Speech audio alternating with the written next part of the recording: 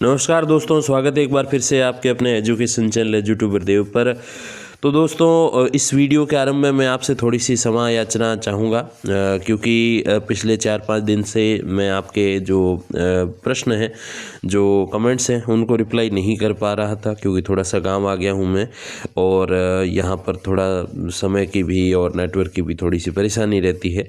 इस वजह से आपके प्रश्नों का उत्तर नहीं दे पाया। इसलिए मैंने एक छोटा सा आज विचार किया है कि क्यों ना कुछ एक जो इम्पोर्टेंट क्वेश्चंस है पॉलिटिकल साइंस के इंटरव्यू को लेकर, उस पे एक वीडियो बनाया जाए और वीडियो के माध्यम से आपको 10-15 मिनट के अंदर कुछ जानकारियां दी जाए, ताकि आपके जो कॉमन क्वेश्चंस हैं, जो सामान्य प्रश्न हैं, जो अधिकतर अभ्यर्थियों के मन मस्तिष्क में हैं, जो पॉलिटिकल साइंस के इंटरव्यू में भाग लेना चाहते हैं, आरपीएससी असिस्टेंट प्रोफेसर 2023 की भर्ती की मैं बात कर रहा हूँ, उस पे ये वीडियो बेस्ड है। और 5-7 ऐसे महत्वपूर्ण प्रश्नों के उत्तर आज हम लोग जानेंगे, और ये भी जानेंगे कि क्या कुछ अब प्रक्रिया रहेगी आगे, और कब तक फाइनल रिजल्ट आएगा, कब तक जो है नेट वगैरह का क्या कुछ है, क्या कोई एक और मौका मिल सकता है क्या, या फिर डीएफ डिटेल्ड एप्लीकेशन फॉर्म जो होता है, विस्तृत आवेदन प्रपत्र, तो उसको लेकर क्या कुछ अपडेट्स हैं, उसके बारे में हम लोग बात करेंगे। तो देखिए, असिस्टेंट प्रोफेसर पॉलिटिकल साइंस का रिजल्ट जो है कुछ दिवस पहले जारी हुआ था। उसके जो साक्षात्कार आयोजन की तिथि जारी हो चुकी है। इंग्लिश के जो सेकंड फेज़ के इंटरव्यू है वो 8 से लगाकर 16 जनवरी तक है, और जो पॉलिटिकल साइंस के इंटरव्यू है वो 8 से 17 जनवरी तक आयोजित किए जाएंगे। तो इस दौरान जो समय रहेगा वो लगभग आप मान के चलिए कि 9 से 10 दिन का है समय। इस समय के अंतर्गत एक सबसे बड़ा महत्वपूर्ण प्रश्न ये आपके मन में आता है कि सर, अब जो ये इंटरव्यू हो रहे हैं तो इसके लिए इंटरव्यू का जो कॉल लेटर है या इंटरव्यू लेटर है वो कब तक जारी होंगे। तो देखिए, 8 जनवरी से अगर इंटरव्यू है, जो कि आरपीएससी ने प्रेस नोट भी जारी करके बताया है, तो उसके अकॉर्डिंग अगर हम देखें तो 2 या 3 जनवरी को आपके इंटरव्यू के कॉल लेटर्स जो हैं वो आ जाएंगे आरपीएससी की वेबसाइट पे, जिसमें आप अपना डेट ऑफ बर्थ और जो है सारी डिटेल्स डालकर आप उस इंटरव्यू के जो लेटर हैं उसको आप डाउनलोड कर पाएंगे। इसमें एक सबसे बड़ा प्रश्न ये आता है कि इंटरव्यू जो है वो हो किस प्रकार से रहा है, मतलब कि पहले किसका होगा, बाद में किसका होगा, क्या ये अल्फ़ाबेट के अनुसार है क्या, या फिर इसकी क्या स्थिति। तो ओरिजिनली जो इंटरव्यू का आयोजन होता है वो होता है रोल नंबर के अनुसार, जो आपके अनुक्रमांक हैं, रोल नंबर जो आपके एडमिट कार्ड्स वगैरह पे आपने देखे हैं, उसके अनुसार जो है इसका आयोजन होता है। तो जिसके पहले हैं, हालांकि फिर उसके पीछे भी आखिरकार कोई न कोई रीजन जो है वो अल्फ़ाबेट ही रहता है, लेकिन ओरिजिनली वो अनुक्रमांक के अनुसार होते हैं। तो जिनका पहले है उसके अनुसार जो अपना वो इंटरव्यू लेटर के जब वो लिंक आ जाए आरपीएससी की वेबसाइट का, तो उस पर आप अपने रोल नंबर वगैरह डालकर ये चेकआउट कर लीजिएगा। फिर प्रश्न ये है कि विस्तृत आवेदन प्रपत्र कब से भर सकते हैं। अच्छा, किसी अभ्यर्थी का अगर वहाँ पे इंटरव्यू लेटर जो है नॉट फाउंड बताता है, मतलब कि शो नहीं हो रहा है, तो ये मान के चलिए कि आपका दूसरे चरण में जो है वो इंटरव्यू हो सकता है। कितने चरणों में इंटरव्यू होगा, ये भी एक महत्वपूर्ण प्रश्न है। तो देखिए, इंटरव्यू का आयोजन जो है वो कम से कम 3 से 4 चरण में होगा, क्योंकि जहाँ तक मुझे याद है लगभग 1600 अभ्यर्थी थे हिंदी में, और 1500 कुछ अभ्यर्थी जो है अपने पॉलिटिकल साइंस में हैं। तो इस हिसाब से अगर देखें तो 100 अभ्यर्थियों का ही अंतर है। तो मिनिमम ये मान के चलिए कि 3 से 4 चरण इसमें भी हो सकते हैं। अब इसमें ये महत्वपूर्ण नहीं होता है कि चरण कितने हैं, महत्वपूर्ण ये है कि उसके बीच में दिन कितने हैं। मतलब कि बीच में कई बार 1-1, 2-2 वैकेशंस हो जाते हैं, मतलब कि रविवार है और भी कोई अवकाश जो है वो आ जाता है। तो उसकी वजह से जो है क्या होता है कि अपने को इंटरव्यू का चरण लंबा लगता है, लेकिन ओरिजिनली उसमें उतने कार्य दिवस होते नहीं हैं। और पर डे 30 to 40 जो अभ्यर्थी हैं उनका इंटरव्यू आरपीएससी आयोजित करवाता है। इस हिसाब से भी अगर देखा जाए तो आप मान के चलिए कि कम से कम 1 महीने का टाइम लगेगा। 1 महीना तो इंटरव्यू के दिन के अनुसार 30 दिन ये उसमें लगेंगे। और अगर हम नॉर्मली देखें 30 से 40 दिन जो है वो इंटरव्यू के खुद के हैं, और प्लस इसमें गैप भी होते हैं, क्योंकि आरपीएससी का ऐसा नहीं कि सारे 5 चरण के लगातार ही बिना किसी गैप के आयोजित करवा रही है, ऐसा नहीं है। बीच में 2 दिन, 4 दिन, 5 दिन, 10 दिन तक का अंतर रहता है। तो हर चरण के 5-10 दिन अगर हम जोड़ें तो इस हिसाब से 4 चरण के 20-25 दिन वो हो जाते हैं, और 30 से 40 दिन इंटरव्यू के होंगे, यानी कि आप मान के चलिए कि 2 महीने लगेंगे 1 महीना इंटरव्यू आयोजित करवाने का और 1 महीना सारा बीच में गैप वगैरह जो है वो सारे मिलाकर। तो इसका रिज़ल्ट जो है वो आपको मार्च महीने में देखने को मिल सकता है। अगर आरपीएससी और कोई इंटरव्यू के बीच में आयोजन और कोई से मतलब मेरा ये है कि अभी आरएस मेंस का भी रिज़ल्ट आने को है, उसके भी इंटरव्यू को जो है आयोजित करवाने, हालांकि उसमें थोड़ा टाइम लगेगा, लेकिन और जो अपने सब्जेक्ट्स हैं वो अगर पहले आयोजित नहीं करवाए जाते उसके इंटरव्यू, तो आप मान के चलिए मार्च के मिड तक आपको इसका रिज़ल्ट देखने को मिल जाएगा। अब इसमें एक प्रश्न और है कि DAF यानी कि डिटेल्ड एप्लीकेशन फॉर्म जो है वो ऑनलाइन भर सकते हैं। तो बिल्कुल एक 50 रुपये शुल्क है, अगर मैं गलत नहीं हूँ तो उसमें ये ऑनलाइन वाला सिस्टम भी अब हो चुका है। पहले तो नहीं था, ऑफलाइन वाला ही था, ऑनलाइन वाला भी है, 50 रुपये शुल्क के साथ है। आप आरपीएससी की वेबसाइट जो है उस पर आप एक बार चेकआउट ज़रूर कर लीजिएगा। आरपीएससी की वेबसाइट में जो जहाँ रिजल्ट वगैरह के जो सेक्शन होते हैं, प्रेस नोट वगैरह के, उसमें एक सेक्शन आपको इसी का मिल जाएगा, डाउनलोड्स का। तो उसमें आप जो है अपना एप्लीकेशन फॉर्म डाउनलोड कर सकते हैं और ऑनलाइन की क्या कुछ प्रोसेस है उसमें सारे इंस्ट्रक्शंस भी दिए हुए होते हैं, तो वो भी आप अवश्य देख लीजिएगा। DAF कब तक भेजना है, तो देखिए अपने पॉलिटिकल साइंस से पहले इंग्लिश और हिंदी के जो इंटरव्यू आयोजित किए गए थे तो उसमें तो ये बोला था कि पहले आप भेज लो, एक डेट दी हुई होती थी। लेकिन इंग्लिश का जब रिजल्ट आया था तो उसमें इन्होंने इस प्रथा को थोड़ा सा बदलते हुए ये कर दिया कि आप साथ में लेकर ही आएंगे। तो आपको इसे साथ में लेकर ही जाना है, जब आपका इंटरव्यू हो, जिस दिन हो उस दिन आपको इसे DAF को साथ में लेकर जाना है।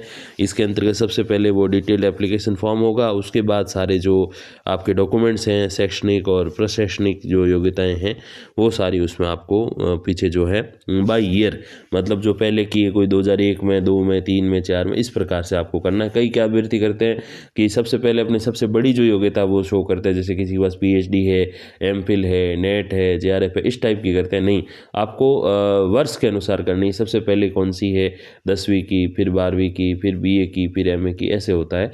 तो इस प्रकार से आपको चलना है। फिर नेट की, और कई बार MA से पहले नेट हो जाता है तो पहले नेट की, फिर MA फाइनल की रखो। इस हिसाब से वर्ष के अनुसार जो है आपको इसको क्रम अनुसार करना है। अब देखिए DAF कब तक भेजना है, तो साथ लेके जाना है। एक ओरिजिनल का आपको पूरा सेट होगा जिसके ऊपर वो फोटोकॉपीज़ वेस्ट होंगी, और 2 फोटोकॉपीज़ के सेट होंगे जिसके ऊपर आपके सिग्नेचर होंगे, यानी कि आप स्वप्रमाणित उन्हें करके लेके जाइएगा।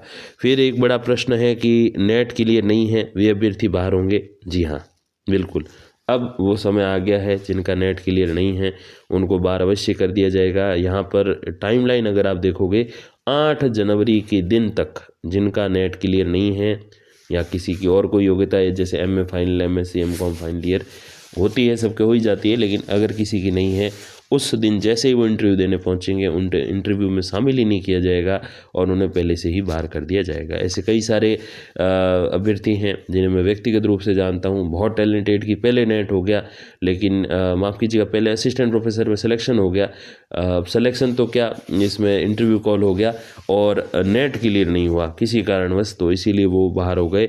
और अब उन्हें दोबारा मौका फिर इस जो अभी भर्ती आई है 2024 वाली, इसी में ही मिलेगा। तो इस बार नेट के लिए अच्छा परिश्रम कीजिए, नेट के JRF भी निकालिए, और अगली इस भर्ती के जब इंटरव्यू वगैरह होंगे उसके पहले दिन तक आपको ये योग्यता जो है वो क्लियर करनी होगी। इसमें कई बार अभ्यर्थी ये भी सोचता है कि यार थोड़ा लेट, जैसे किसी के 2 महीने तक चलेंगे इंटरव्यू, ऐसे देखें 1 महीने इंटरव्यू का और 1 महीना गैप वगैरह के सब जोड़ के, तो कोई अभ्यर्थी ये भी सोचता है कि मेरा तो लास्ट में नाम आएगा, जैसे किसी का T पे नाम है या फिर किसी का Y पे नाम है, तो कि मेरा तो बस उसके अनुसार होगा, या किसी का अनुक्रमांक जैसे लेट है तो कि तब तक तो रिजल्ट आ जाएगा। इसीलिए आरपीएससी ने सबको बराबर रखने के लिए सिस्टम ही कर रखा है कि आपके विषय का जो पहला दिन है, सब्जेक्ट का, जैसे पॉलिटिकल साइंस का पहले चरण का, और या यूँ कहे सभी चरण का ही पहला दिन जो है वो 8 जनवरी है।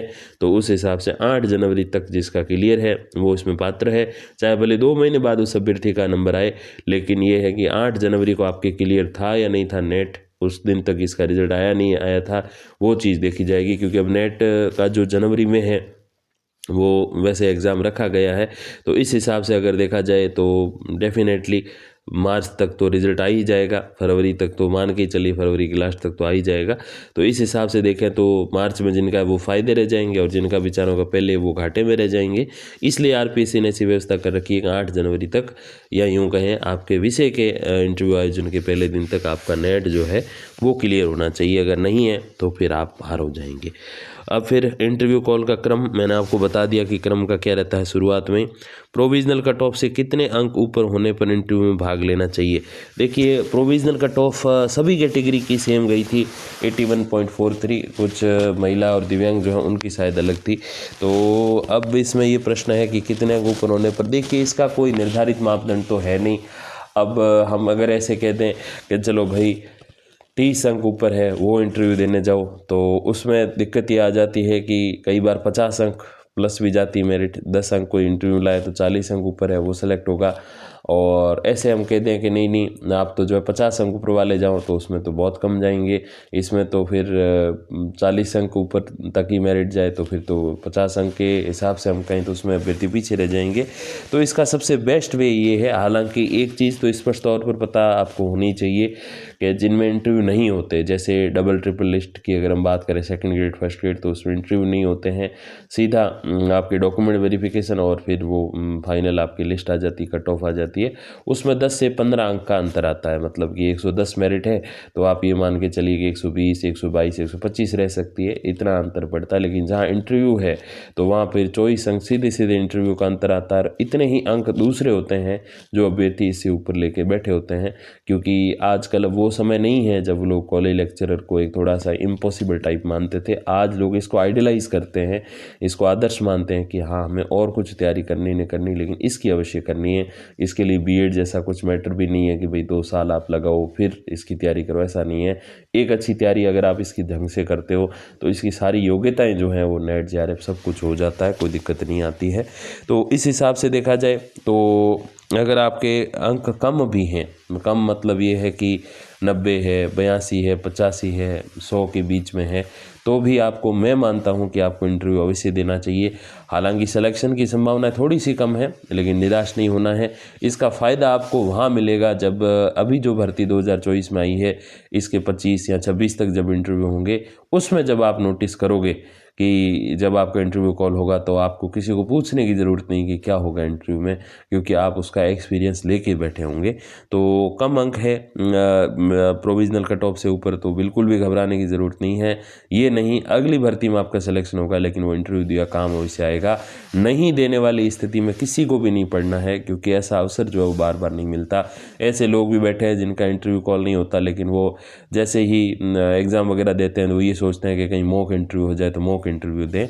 तो आप ये मान के चलिए कि अगर आपके ज़्यादा अंक ऊपर नहीं है तो आप एक प्रैक्टिस की टाइप इंटरव्यू दे रहे हो, मॉक इंटरव्यू दे रहे हो, अभ्यास के लिए, अनुभव के लिए। इस हिसाब से आप जाइए, लेकिन जाइए अवश्य। इसके 2 बड़े फ़ायदे होंगे। एक तो आपको पता चल जाएगा वहाँ क्या प्रोसेस रहती है इंटरव्यू की और डॉक्यूमेंट वेरिफिकेशन की, और प्लस आपके मन में जो संकोच है, एक डर के भाव है कि यार कैसे देंगे इंटरव्यू, पता नहीं क्या ही पूछ लेंगे, शुरुआत कहाँ से होती है, परिचय कैसे दें, इस प्रकार की जो चीज़ें हैं वो अवश्य आपके मन से निकल जाएंगी अगर आप ये इंटरव्यू देते हो। हाँ, कौन नहीं दें, तो ऐसे अभ्यर्थी इंटरव्यू नहीं दें जिनके अंक जो है वो 80 से 90 के बीच में है, पहली चीज़। प्लस जिन्होंने और सारे इंटरव्यू दे रखे हैं, केवीएस और एनवीएस में जो है वो इंटरव्यू होते हैं, पीजीटी में अपने केंद्रीय विद्यालयों की बात करें उसमें होते हैं, और कॉन्ट्रेक्चुअल बेसिस में जो बहुत सारी जॉब्स अपने चलती हैं उसमें भी इंटरव्यू के बेसिस पे सिलेक्शन होता है। 1 साल वाला जो होता है वो विद्या संबल में भी कहीं कहीं कुछ कुछ जगह इंटरव्यू लिए गए थे पहले, अब तो नहीं लिए जा रहे। और इसके अलावा जो पीएचडी के लिए आपका एडमिशन होता है वहाँ भी आपका इंटरव्यू होता है, तो एमफिल के लिए भी पहले होता था। तो इस प्रकार की जो व्यवस्थाएं जिन्होंने देख रखी है और इंटरव्यू का अच्छा खासा अनुभव ले रखा है और ज़्यादा अंक नहीं है प्रोविजनल से ऊपर, वो चाहे नहीं दें। लेकिन जिनके बिल्कुल भी एक्सपीरियंस नहीं है या जिनके 100 प्लस अभी जो स्थिति में है, मतलब 100 110 बन रहे हैं, उनको डेफिनेटली देना चाहिए। या भले 82 बन रहे हैं, लेकिन उनको तब देना चाहिए जब उनको अनुभव बिल्कुल भी नहीं है इंटरव्यू का। तो डेफिनेटली इसका अपना लाभ है इंटरव्यू में भाग लेने का, और तब तो और ज़्यादा लाभ बढ़ जाता है जब लेटेस्ट भर्ती आई हुई है। हालांकि अब पॉलिटिकल की 200 पोस्ट वाला सिस्टम तो नहीं रह गया है, 50-60 पे आंकड़ा आ गया है। तो इस हिसाब से तो देखें तो अब कंपटीशन थोड़ा रहेगा, लेकिन ये फ़ायदा आपके पास अवश्य रहेगा कि आपने इंटरव्यू में भाग ले रखा है, और इसका फिर आपको एक पॉजिटिव मोटिवेशन भी मिलता रहेगा आगे आने वाले लंबे समय तक। अब देखिए फिर इंटरव्यू आयोजन कितने चरणों में होगा, तो ये मैंने शुरुआत में बता दिया था आपको कि 3 से 4 चरण होंगे। अब हालांकि चरण मायने नहीं रखते, समय मायने रखता है, क्योंकि कम से कम जो है वो 40 दिन का तो समय चाहिए ही चाहिए, क्यों हर दिन 30 से 40 अभ्यर्थियों का जो है आरपीएससी के द्वारा इंटरव्यू आयोजित करवाया जाता है। इस हिसाब से 1500 अभ्यर्थियों का अगर हम लोग देखें तो लगभग 30 से 40 दिन तो मान के ही चलिए, और फिर 15, 20, 25 दिन का गैप, तो 2 महीने का समय लगेगा। और चरण से ज़्यादा महत्वपूर्ण होते हैं दिन, बीच में कितने कितने दिन में वो आयोजन हो रहा है वो महत्वपूर्ण है। चरण 1 ही हो और महीना भर लगातार हो तो उसमें भी काम बन जाता है, चरण 10 हो और 2-2 दिन के हो तो भी काम नहीं बनेगा। तो ये थोड़ी सी चीज़ें ध्यान देने वाली। फिर फाइनल रिजल्ट जो है वो आपको मार्च में देखने को मिलेगा, और फिर हालांकि इसके लिए अभी और थोड़ा आपको प्रतीक्षा करनी पड़ेगी कि दूसरा, तीसरा, चौथा चरण जो है किस प्रकार से होता है, उससे डिसाइड होगा कि इंटरव्यू के बाद जो रिजल्ट है फाइनल वाला वो कब तक देखने को मिलेगा। और तब कुछ एक जो मेरे साथी सहायक आचार्य और व्याख्याता हैं, कुछ एक जो हमारे अभ्यर्थी भी हैं या विद्यार्थी हैं, उनसे बात करके इसके ऊपर भी हम लोग फाइनल रिजल्ट पर बात करेंगे। नेक्स्ट वीडियो मेरा प्रयास ये रहेगा कि मैं लाऊं इंटरव्यू की तैयारी के संबंध में, पॉलिटिकल साइंस के बारे में। तो तब तक के लिए धन्यवाद, नमस्कार।